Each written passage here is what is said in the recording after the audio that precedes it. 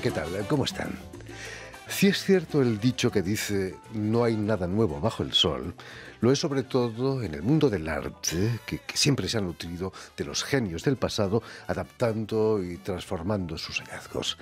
Precisamente el artista argentino Alejandro Martín Parisi se pregunta ¿quién pinta a quién? En una exposición llena de referencias que inaugura el próximo martes 19 de octubre en la Galería Argentina aquí en París.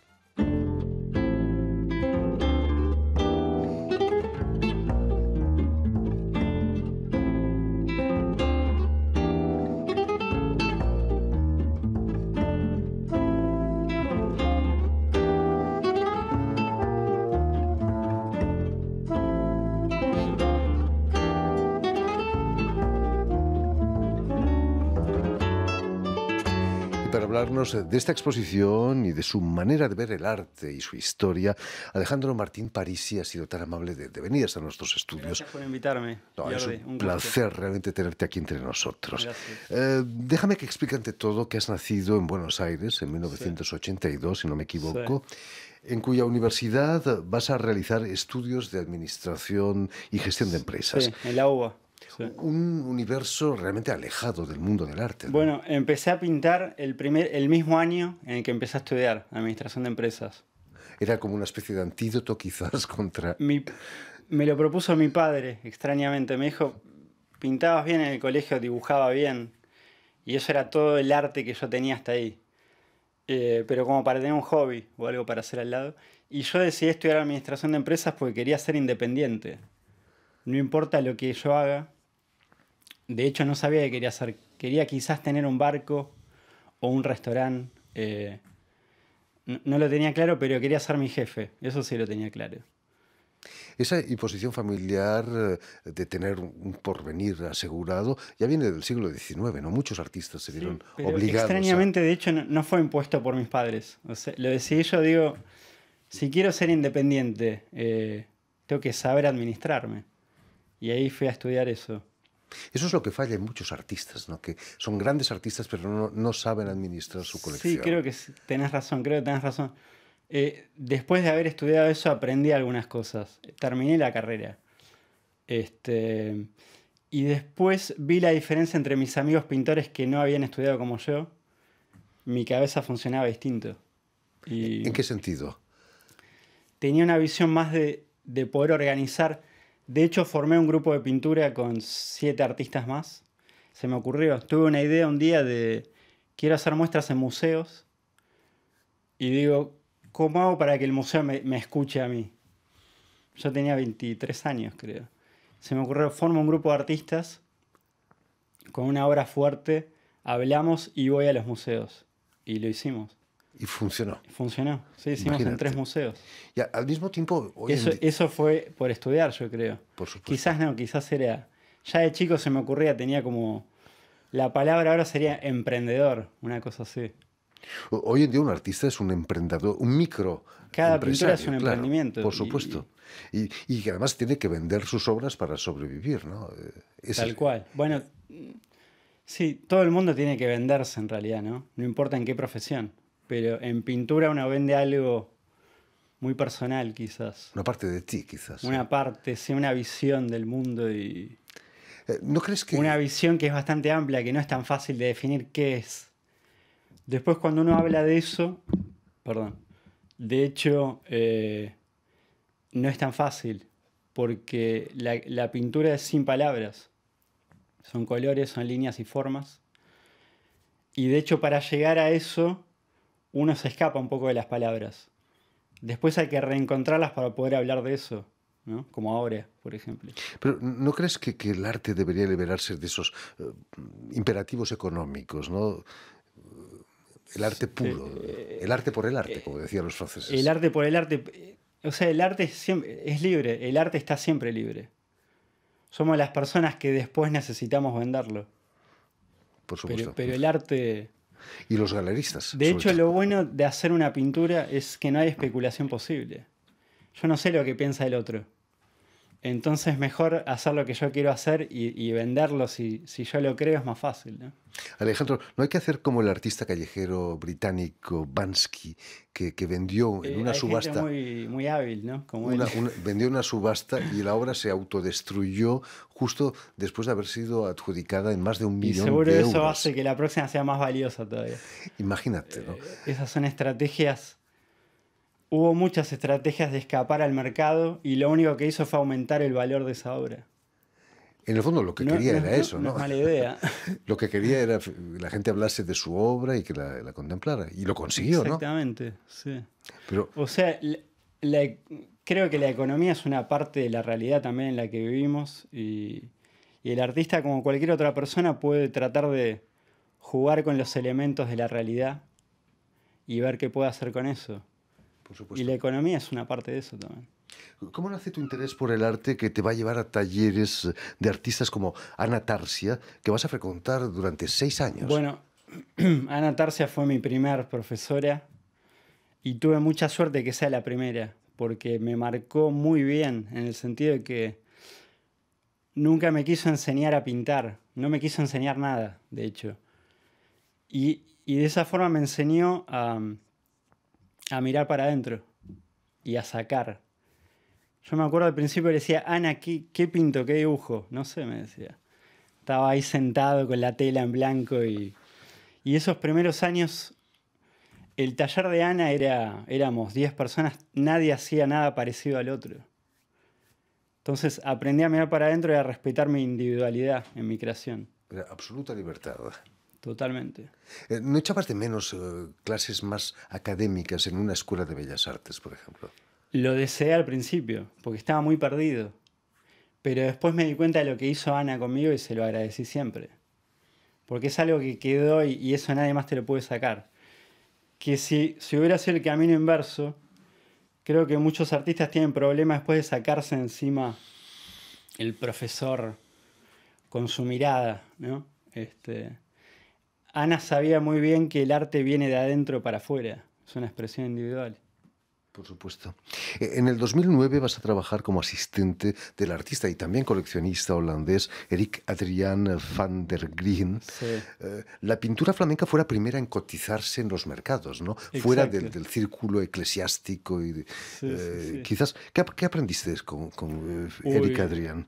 con Eric aprendí de todo y es un amigo todavía y es bastante más grande que yo, tiene 40 años más que yo, pero fue como un mentor así muy importante. Fui su mano derecha durante 2 años más o menos. Y él no hablaba castellano y vivía en Argentina. Así que yo traducía todas sus conversaciones y armábamos las muestras juntos. Aprendí a hacer la curaduría, aprendí a comunicarme con otros artistas. Su amor por el arte de otras personas, que no tenían nada que ver con lo que él hacía. Y en eso se parecía a Natarsia también. Una visión amplia del arte, que no es que le gustaba lo que se parecía a él, en absoluto. Le gustaba el arte bien sentido del artista y conocer a los artistas. En el fondo, todo artista es un coleccionista en potencia, ¿no? Yo creo que sí. Es cierto Sí, que yo soy coleccionista se intercambian obras los artistas muy a menudo. Sí. Y me gusta comprar también a mí a veces. Pues eso es más Compro difícil. a mis amigos, porque me gusta su obra y les doy una mano también. Cuéntanos, ¿cómo nace el colectivo que creaste, desde el que nos hablabas, Solución Caos? ¿Y por qué ese nombre? Es un poco brutal como solución. Bueno, que fue hace tantos años, pero ese nombre vino a partir de que era un caos. Éramos 8 artistas jóvenes. Cada uno tiraba para un lado distinto. Y la forma que encontramos para que funcione era, está bien, esto es un caos y vamos a hacer que se mueva de esta forma. Y funcionó y fue muy divertido. Estuvimos 3 años juntos, hicimos muestras en 3 museos. La idea original fue, se me había ocurrido que quería hacer muestras en museos, en espacios grandes e importantes. Y digo, si voy solo, el museo me va a decir, vos tenés 23 años, 24, tomá la sopa y volvé dentro de 15 años. Entonces ahí digo, si hago un grupo interesante, me van a escuchar. Y y funcionó. ¿Cuál era la línea artística del grupo? ¿Había quizás abstracción pura o había de todo? Había de todo, pero nos unía, éramos una generación, teníamos más o menos la misma edad. Hoy en día ya no me parece válido por ahí esa cosa que nos unía. Y éramos amigos y era como un grupo divertido. O sea, éramos 8 y a donde íbamos nos divertíamos. Entonces, eso nos unía.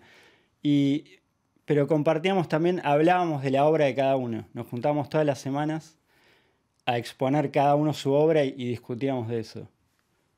Crecimos un poco juntos en ese sentido. Los grupos artísticos funcionan aquí en París. Hay un grupo de artistas argentinos, de grandes artistas argentinos, que tiene el nombre tan argentino de Colectivo, Colectivo. que es los autobuses de Buenos Aires, ¿no? Totalmente. Sí, bueno, es verdad. Se llaman colectivo los grupos en Argentina, es verdad. Es como un colectivo, sí. Y hace apenas 10 años, en el 2011, decides consagrarte por entero a la pintura, a una pintura en la que te apropias conscientemente y a propósito de símbolos, figuras que han marcado la historia del arte. Eso es lo que han hecho siempre los artistas, ¿no? Consciente o inconscientemente, Totalmente, sí, hacer sí. referencias a otros artistas. Es decir, la pintura es un lenguaje y tiene ciertos símbolos.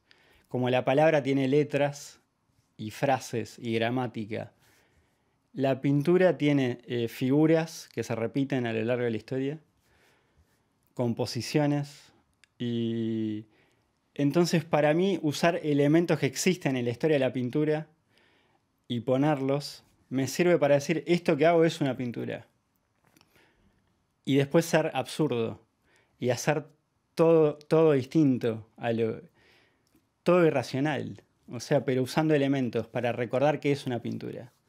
Y a su vez negarlo al hacer un absurdo. Hay que decir que lo haces de una manera más bien discreta. Uno no reconoce enseguida la referencia a otra obra de arte, pero al mismo tiempo dice, yo he visto tus pinturas y hay algo que me sonaba en algún lado. Exacto, sí, sí, eso me gusta. Es como que en el fondo decís, esta pintura pertenece a la historia de la pintura. Pero no sé bien por qué. Y yo mismo pienso así también del arte. O sea, siempre que veo un cuadro no puedo evitar, y no lo hago a propósito, pero veo las referencias. Digo, esta figura viene de acá, esta otra viene de allá. Y, o sea, ya lo Estábamos sé. viendo algún libro de arte que has publicado.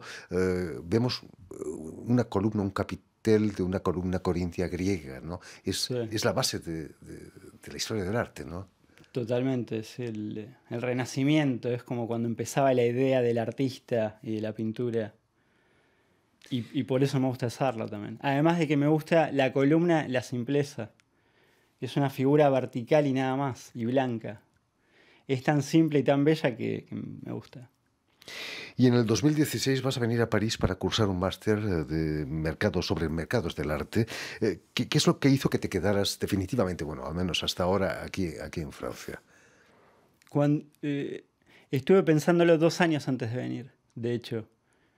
Creo que lo fui armando adentro mío, como iba creciendo. Le hablaba a todo el mundo de eso para que todos hagan como una energía que me traiga flotando casi. Así que fue muy fácil cuando llegué. Me gustó. Hice el máster, sobre todo porque necesitaba una visa de estudiante para estar acá legalmente. Pero fue... Y también pensé, es bueno llegar a un lugar nuevo y estudiar algo porque así conoces gente también. ¿Qué impresión te dio París cuando llegaste? ¿Hubo decepción, admiración? Me encantó. Ya conocía igual.